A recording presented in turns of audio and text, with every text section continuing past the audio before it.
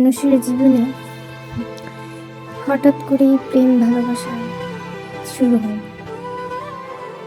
আবার সেই প্রেম ভালোবাসা হঠাৎ করেই বিয়েতে পরিণত হয়। আবার হঠাৎ করেই সেই বিয়ে কখনো কখনো খুব ব্যাড লাকের জন্য বিচ্ছেদ হয়ে যায়। তো এরকমটা আসলে আমার খুব প্রিয় একজন কন্টেন্ট ক্রিয়েটর আপু, ফাতেমাতুর জন্য আপু, মানে সে আমার পার্সোনালি ব্যক্তিগত দিক থেকে তার সব দিক আমার খুব ভালো লাগে এবং খুবই প্রিয় একটা আপু। আর কন্টেন্ট ক্রিয়েশন জগতে তাকে আসলে আমি অলওয়েজ ফলো করি। তা আপুর লাইফে আসলে অনেক উত্থান পতন ট্র্যাজেডি হয়েছে। তা হচ্ছে আপু আসলে প্রায় 5-6 মাস আগে সেকেন্ড ম্যারেজ করছে। তার সেটা আসলে অনেক লম্বা একটা কাহিনী, যদি প্রথম থেকে বলতে যাই। তা আপু যখন ক্লাস 10-এ পড়ে, যখন তার মাত্র 16 বছর বয়স, তখন কিন্তু তার প্রথম বিয়ে হয়। আর তার যে প্রথম হাজব্যান্ড, সে কিন্তু তাকে অনেক দেখে শুনে পছন্দ করে তারপরে বিয়ে করে। তাকে তার আগে কিন্তু আপুর আগে সে প্রায় 50টা মেরে দেখতে গেছে, কারোর পছন্দ হয়নি। তো অবশেষে ফ্যামিলি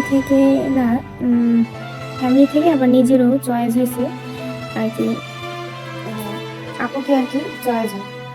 তা আপুর হচ্ছে তখন সে 16 বছর বয়সে প্রথম বিয়ে হয়। তা আপুর ফ্যামিলিটা আসলে অতটা বেশি ধনী ছিল না। আপু যতটুকু যা বলছে মধ্যবিত্ত ছিল, কিন্তু খুব ভালো একটা ভদ্র ফ্যামিলি ছিল তাদের।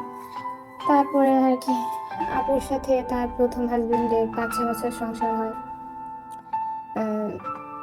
তারপরে আর কি একটা সময় তার হাজবেন্ড পরকীয়ায় জড়ায় এবং যে জন্য আর কি আপু আলাদাভাবে থাকতো। আপু তো কন্টেন্ট ক্রিয়েশন করতো এবং আলাদাভাবে বাসা নিয়ে থাকতো, আলাদাভাবে সে সংসার করতো। আর সে যেহেতু পরকীয়া করতো, এই জন্য আসলে বিভিন্ন ঝামেলার জন্য আপুর হাজবেন্ডের সাথে আপু থাকতো না।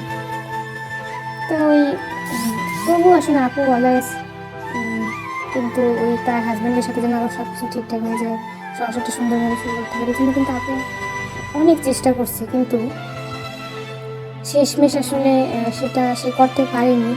এখানে আসলে বলছে সে যেটা, যে ফ্যামিলির অনেক প্রবলেম ছিল, শ্বশুরবাড়ির কিছু মানুষ অনেক প্রবলেম করছে বিভিন্ন বিষয় নিয়ে, যে জন্য আর কি সে সংসারটা আর শুরু করতে পারেনি। তারপরে কিছুদিন তারপর তো ফাইনালি তার প্রথম হাজব্যান্ড আর একটা বিয়ে করে নেয়। তারপরে যখন আপু দেখেছে তার প্রথম হাজব্যান্ড একটা বিয়ে করে নিয়েছে, তখন তো আর তার ওয়েট করার কোনো দরকারই নেই। তারপরে আপু আর কি প্রায় 6 মাস আগে দ্বিতীয় বিয়ে করে। তা আপুর যে দ্বিতীয় হাজব্যান্ড, সে খুবই ভালো এবং ইউরোপে থাকে। আর আপুকে খুবই ভালোবাসে। আর আপুর যে প্রথম ঘরের মেয়ে, সেই মেয়েকে আর তার যে সেকেন্ড হাজব্যান্ড খুবই ভালোবাসে। আর আপুর প্রতি আসলে তার সেকেন্ড হাজব্যান্ড খুবই কেয়ারিং। আর মানে আপু বলে যে আপু আসলে অনেক ভাগ্য করে তাকে পাইছে, খুবই আপুর প্রতি খুবই আসলে যত্নশীল। আসলে আপুর জন্য অনেক বেশি দোয়া রইল। আসলে আপুর জন্য অনেক অ্যাক্সিডেন্ট, উত্থান পতন হয়েছে, এগুলো আসলে যে কারো শুনলেই খুব খারাপ লাগে। আসলে আপুকে নিয়ে এইভাবে বলার ইচ্ছা আমার ব্যক্তিগতভাবে ছিল না, কিন্তু